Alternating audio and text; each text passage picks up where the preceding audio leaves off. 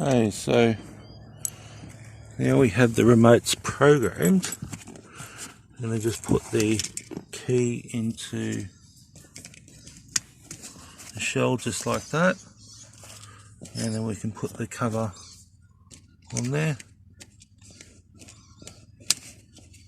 That's it, and I'll put the other key back in. So we'll just put one key in the car for the moment, so let's just try it. Lock. Yep. Okay. Try the other one. It's working.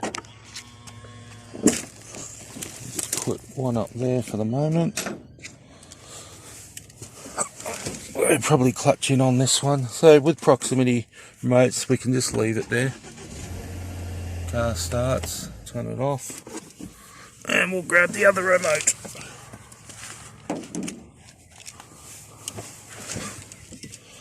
Put it there again. Car starts. And that's it. All keys lost. 2013 Focus.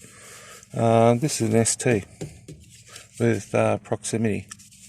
So very similar to the Ford Kuga, or not Kuga, Kuga, and yeah, nice remotes. You can put them in your pocket, just go up to the car.